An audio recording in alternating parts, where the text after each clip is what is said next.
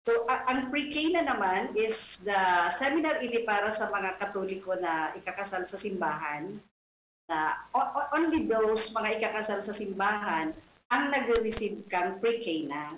Opo. Kaya even if Catholic man ka mo na papakasal ka mo sa West, ay man ka mo maka-receive ka ining pre-K na. Opo. Kasi ang gusto sabihin po kang pre-K na is before marriage or before the wedding in church.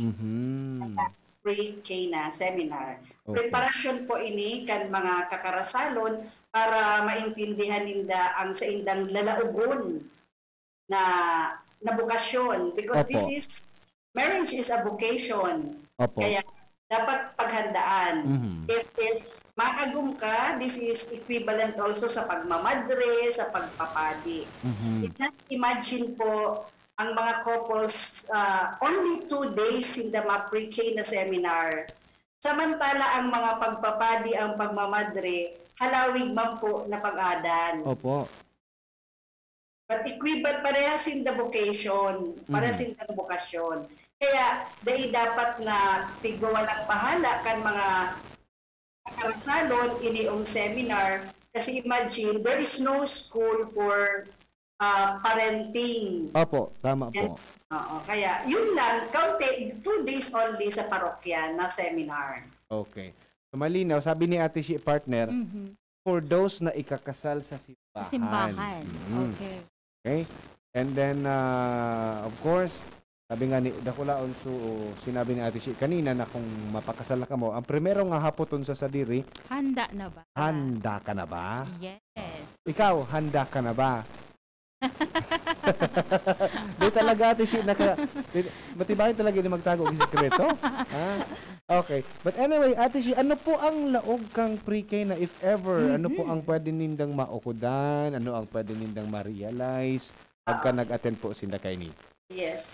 So, before ko po yung simbagon, ang pag-attend man po kang pre-K na, ako gusto sabihin na malalawos na talaga ang pag-agong nindo. Okay. Yun na ang realization is after listening to the talks, like ang talks na about personhood or ang pagkatao mo, ikaw bilang sarong lalaki, ikaw bilang sarong babae. Ano ang differences nindong duwa? Importante pong maaraman iyan nindo bago ka mo maglaog sa pag-agong so that day ka mo magparataram ang mga maagong na ang habok niya ang gusto niya habok ko because dati lang duwa ka mong 2 different individuals. Ang kaibuhan nindo is ako on ang mga strengths and weaknesses, maupunan nindo dyan sa seminar na ang bawat lalaki may ibang strength. Ang sarong babae, may iba man na strength and weaknesses. Kaya, para warang barasulan, kay buhan nindong aramon, ano ang naturalesa kan sarong lalaki, ano ang naturalesa kan sarong babae. Ang dignidad niya bilang sarong tao. Na, kasi ang pag-agong, bako, so babasta-bastahon mo sana ang partner mo or ang ago mo. Kung you will treat the person as if image and likeness of God. Kaya importante na maaraman and maako ang dignidad ng kada saro, dignidad kang kada saro. So that is one na dapat araman kan couple. So that's about personhood.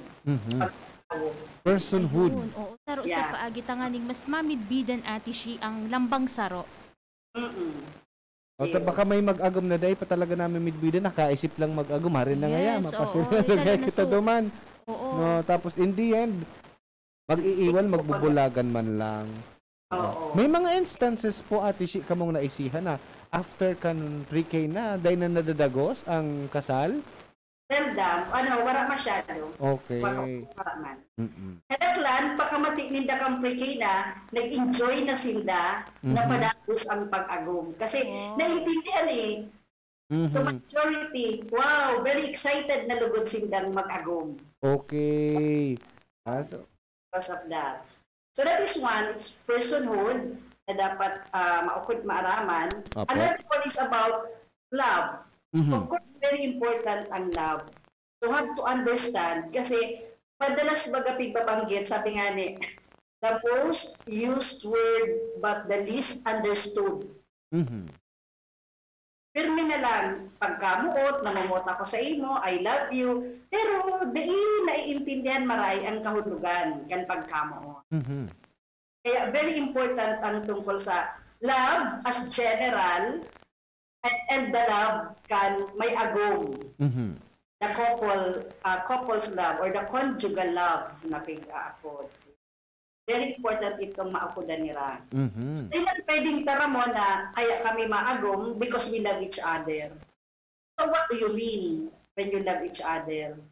So ang iba, kaya dyan sa love, very important na yaon po dyan ang about communication. Mhm. Because when you love somebody, you have to communicate your love. So it's not only saying I love you, but putting the love into action. Mhm. Putting your Yan, love na into pagkamuot. Into action. action. Ako sa na puro words. Oo. Dapat tigigibo. Mhm. Okay. Paano po ang nagiging style sa pagtao kang kasimbagan kang couple pag nag-attend araw kaining pre-K na igwa po ba Ate Shi or on the spot na nagisimbag talaga sinda? Yes, igwa kasi kay puhan interactive. Okay. Igwa ki activities, igwa ki sharing. Pero depende na naman sa pre-K na giver. Kaya Depende sa sa talk giver, Opo. sa resource speaker. Kaya very important po na ang nagtatao kang pre-K na is talagang motivating and inspiring. Mhm. Kasi, motivating and inspiring ang talk niya para mag-enjoy ang mga kakasalon about pag-agong. Pero kung ano lang, bara-bara lang ang sa iyang pag-talk, useless ang kagayunan kang module na pigtatao sa pre-K na. Okay, pero mas magayon talaga ito, sabi ni Ate Shi. Dapat nag-i-inspire.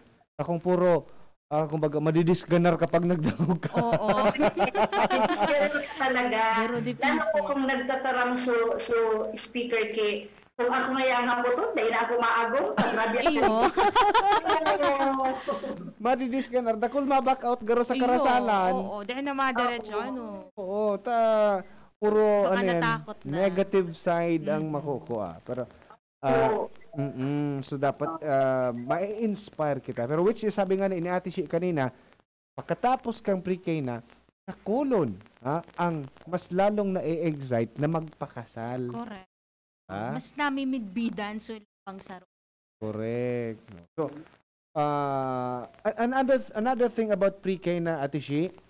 Okay, so diba pa lang po ang nasabi ko na talk about personhood and about love. Okay. Dapat maintindihan ka mag-agong na ang love ninda ngunyan at this early stage na pag-ibana ninda is bako pa po yan matured. Nakulunong pa sila din aagihan hanggang sa may mga trials na mataram sinda maray pa dai ako nagpaagom sa imo. Dakulon ka anang nadadangog Mga ko. pagbasol. Yes, ang mga pagbasol.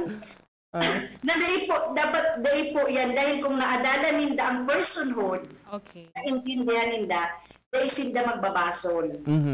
Kasi maiiling ninda ang differences and natural iyan, natural. Pag inintindi nila ang about love, natural na igwang annoyances and longings. Natural na may pains and joys within the marriage. Okay, so yan ang pigsasabi sa love. Dahil man pwede sinda magtaram kay bako na kami maugma. Because ang vow ninda is for better and for worse. Dahil man pigtaram for better and for better only. May words, remember that. Yes. But that is an ingredient of love. Okay. The worse and the better. Ingredients siya. Ang kamoon. So, another talk dyan is the fruitful love. Fruitful love is about openness to life. Ang openness to life is the readiness of the couple to bear children. Yan. So, dahil pwede na, ayan ang medyo namumundo kami, pag yung sa mga millennials, ang hapot namaagom na sinda. Pero ang gusto nindong maging aki, kadaklan, sarap lang. duwa. Hanggang duwa lang gayon ang kanaklami na namamati dyan. So, minsan matarang paki, dahil mo na kami na maisip na mabados.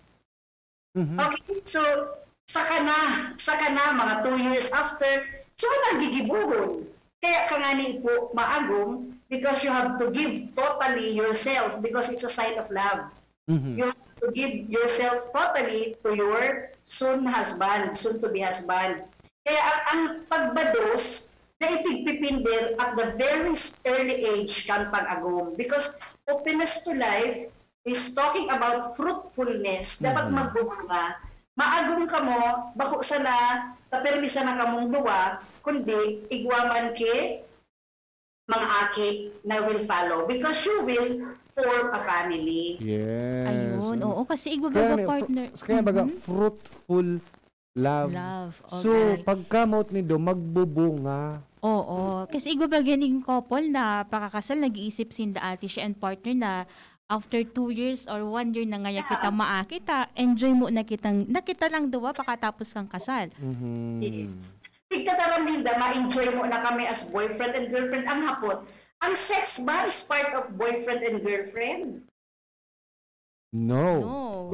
Actually, araw ka ng titaramin da. Yes, So, anang iyon, dahil habo mag-aki, habo mo na magbados, mga contraceptive, which is a no-no to fruitfulness. Yes. Ano yan? Di ka magkakaigwan ng bunga. Diba? Yeah. Yung baga, tigpupugulan mo. Tigpupugulan mo, so dapat na igwa ka, no? Kasi nga fruitful love. Yeah. Yes, And then, dyan po sa fruitful love, dapat na mahadit ang mag-agom. They should not treat pagbados as problema, kundi a blessing. Yes. Fruit of their love. Dahil pwede. So, they matakot ang babae na magbados because it's also a plan of God. Ang babae. Yes so, po. medyo nakakaabit ang mga kababaihan kan pagbados, but dainin na naintindihan na that is part of the plan of God. Kaya dahil dapat mahadit. Kasi ang mahal na Diyos sa mga ikinasal, yaon sa inda, centered ang sa indang relationship. So everything na nangyayari sa inda, yaon ang mahal na Diyos sa inda. So that is good. Fruitful love. Tandaan ta ha, ano ini? Personhood, love, and fruitful love. Okay. Igwa pa pong sunod, Ate Shea. Opo. Igwa pa po siya, the sacramentality of marriage. Very important. So, ang kasagraduhan kang kasal. Yan. Dapat maintindihan ninda kung paano, dyan po sa a brief history of bakit nagkaigwa ki church wedding. Opo. Okay. And then, duman po ninda maintindihan that marriage is a decision of two. The male and the female, na it's not a decision of any other. General po maaaraman that marriage also is a lifetime partnership. Kaya during pre-K na, ako pag nagtutok, ako ang hapon ko tulos dyan sa inda, pakatok ko about the sacramentality of marriage. Ready na ba kamo? Sigurado ba kamo na kamo na ang magiging lifetime partner? Kasi pag nag-receive sila kang sakramento sa asatuya, mga Roman Catholic, it is an indelible sign. Kumbaga sa pagboto, may indelible ink ka na pilaag dili sa muro mo. So, it's an indelible sign na nagtataram na ang mahal na Diyos yaon sa indong duwa sa relasyon nindo. Daina yan mapapara and nobody could separate you. Yes. Ang pinagtaro da akan mahal na Diyos, Di pwedeng pagsiblagon kung sisay man. Yes.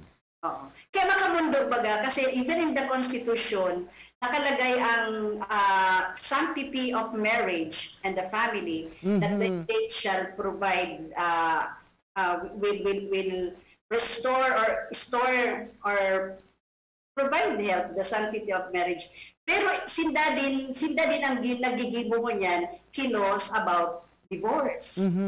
Diba? Parang inconsistent, bako magayon. Kaya po, dyan po sa sacrament of matrimony, dapat po maaraman kang couple, na saro lang dapat ang aagumon niya. Infidelity is a no-no. Ibig sabihin, dahil pinakasalan mo siya, siya lang dapat ang partner mo for life in everything you do. Ay na maghanap ng iba pa. Oo. May mag-abot pang iba. Oo. Kasi di ka pwede magkanta kang sad to belong. When the right one comes Isa yung artist nga ni Kato. Iyan ang iwasan mong kanta, partner. it's sad to belong when the right one comes along. Yan. Dapat. Ako, yan dapat ang ikayan. I met you on a springtime day. Somewhere down the road. Yan sana. So, dapat ang kanta din dyan is Love's Grown Deep. Ayan. Somewhere in time, Love's Grown Deep. Nagkararom ang sa indong pagkamo at habang kamo. Okay, so the sacrament of matrimony, sacramentality of matrimony, ang indivisible sign dyan, ang pigdataram dyan, na pag nakaresibisinde ka ng sakramento, they become new creatures. Creatures. Ibig sabihin, bako na sa nasindaw, man, woman, but they become wife and husband. May transformation, Ate Shi. Yeah, may mga pagbabago talaga. And that's a grace because only God could give the title to the couple. They can only God, because God is the author of marriage. Siya, nag-husband and bride, and soon, pag sindamay aki na, nagiging na silang mother and father. You see how the transition... May another transition na naman. So, but there is no school for that. Correct. Tama. Kaya lang yan because it's a grace. Grasya na pigtatao kan mahal na Diyos. Opo. So the sacrament of matrimony. And another topic is talk is about the couple spirituality. Couple spirituality. Yes. Ngayon, kasi syempre, kinasal na kamo, mag-agum na kamo, kung ang saro sa na dati ang very religious, dapat mo yan, together you will grow. May prayer time ka mo. Kasi ang bako magayon is, nagralaog sana sa simbahan, kang kinasal. Pagkatapos kang pagkasala, wala na. Malawag naman pagpabunyag. Malawag na naman. Pag may okasyon, ano? Kanaki. Malawag na naman pag first communion kanaki. Bago agabot sa malaog. Minsan kaya, sunod na pagkatapos kang mga bagay-bagay, sunod na paglaog niya, sulas na paglaog niya na sa simbahan. Naday ka na naka-AC, nakalaog ka pa na sa simbahan. Correct. And very important ang couple's spirituality because sabi na banggit nindo kanina ang remote preparation. Opo. Ining mga aki ninda, habang salit pa, naiiling ninda, na-educate sinda about marriage and family sa pagmumodelo kan mga magurang. Iyan po, ibig sabihin, nauuko na rin, araw po nun kaya ang pag-agong, araw po nang ang relasyon kan mag-agong. Na naiiling na sa parents nila. That's remote. So, matatangadan kan mga aki, kung ano ang mahihiling kan mga aki sa Indo, bilang mag-agom, and then pag sa mga aki nag-agom naman, malamang sa alamang, iyuman ang sa indang gigibuhon. Kasi ito so, iyong nga arugon, iyong nahiling. Nahiling din, kinamama and papa. Iyong i-adaptar. Opo. Kung ka man din ikinasal sa simbahan, madakula man ang akin nito, dahil man ka matugot na dahil kasalon sa simbahan. Yes. Iyo baga because ang pagkasal also is pagdarakan magurang sa altar, pag-offer kan akin ninda sa altar. Ito yung medyo sa couple spirituality, ngunyan, dakulon ang in reality, kadaklan babae lang ang mapinangadji, kadaklan babae lang ang masinimba. Ayo. Ang mga lalaki, bihira mag-iba. Pero makaugma baga pag-ilingon, pag ang mga mag-aragom na may darang aki na salit, kabit ang mga aki na nagsisirimba sinda, and sa mga aki nagbibihig din sa simbahan. Correct. And it's not only the pagsimba ang dapat maaraman kan mag-agom, pati din also ang pag-pray. The Christian way of prayer. Yan. Mga rituals kan Catholic, dapat aram po yan kan mag-agom. Because they have to belong to their parish. Aron kaya dapat aram ninda ang parokya ninda. Aram ninda dapat so sisay ang padi dyan sa parokya me. Aram day pwedeng nagpakasal na nga ni sinda day ninda aram kung ano ang meaning kan parokya, ano ang parish. Sa yan, sisay ang padi dyan sa mo. Ano ang mga activity sa simbahan. Dapat aram yan kan mag-agong. Iyon. That's the couple spirituality. And ang pagganap ninda bilang sarong ina, bilang sarong ama, and bilang sarong agong na babae and sarong agong na lalaki, taking the responsibilities and obligation, yan po ay about spirituality. Ayun, parte iyan duman ka Correct. pagpatalubo kang spiritual na buhay. Sabi ni 6298, para po sa akin, kung ikakasal, mag-isip ng mabuti dahil hanggang hindi pa kasal, pwede pang umayaw. Oo, that's why igwaning pre-K na tanganing mas mamidbidan ang tambang saro. Mas magayon ko bako umayaw. Oo, mas lalong mas ma-inspire. Correct, ma-inspire. Oo. Opo, okay. Paano ba yan? Oo, Ate Shi, we don't Inabot have kita so ng much time oras. para magayon ko tayo ng ulay-ulay gusto ko ika-partner na ma-enlighten, ano? You make up your mind. Correct, oo, mas malinawan. And of Oo. course, ang sa itong mga paraan tabay. Yes. Opo, Ate Shi, mensahe po sa gabos na mga paraan tambay, lalo na po sa may mga plano ng maglaog sa marriage life. Go ahead po. Ayun. Actually, may saro pa naman about community, ang pagpamilya na. Go ahead po. Okay. So anyway, ang mensahe ko po sa mga ikakasal is pag-isip kimaray, and then di magparailing kang material things. Isipon po nindo is not only the wedding celebration, but also the sanctity of marriage, the sacramentality of marriage. Opo. So, then di matakot kan pagpamilya, especially if you are also doing your best. And if you love each other, syempre, permi ka mo may buhay. Opo. Pagayon. And para po sa mga parents na igwa po kin mga aki na po magpakasal sa simbahan, pero mga Katoliko and mga baptized Catholics, sana po mapaniwalagan ang mga aki na ma-invite sa pagpakasal sa simbahan. Kasi sayang naman kan relasyon na bako guided by the Holy Spirit and by Correct. God. Thank you so much, Thank you Ate so Sheila. much, Ate Sheila. And of course, ang mga pag-iriba mo po sa Commission on Family and Life, kang Diocese of Legazpi. Yes. Okay. Salamat. Salamat, pabalos po. Yes. Salamat po. Mga tugang si Ate Sheila Bulawan. Magayunon magayunon ko ta ito partner, Iyo partner. Oo, magayunon. And sana mas natauan tayo nalinawan na sa tayo mga parantabay may kinaaraman sa mga preparasyones bago maglaog sa pag-agong. Yes, so naukudan nindo ito. Okay. Sige. Make up your mind. Kung sana sa pa-post kita sa Facebook. Sige. Kuduton ta ka dyan. Sa Lunes naman kita mag-ibanan. Iyo partners, agis iko yung may makakaibahan nindo po. Sige, yan na pang presentasyon kang programa ng Usapang Pamilya ngunyang aldaw nin Biyernes. Sa lalo technical, si Kuya Manny naugmahon kang may naaraman. Ngayon na pagkahapon and Andlin Richard sa tuya na IT department. Yan po si Kuya A. Iniman po si Jenny Matthew Balyaran Mabalo sa Pag-antabay. Bye-bye. Salamat. Sa inyong nadangog ang programang Usapang Pamilya.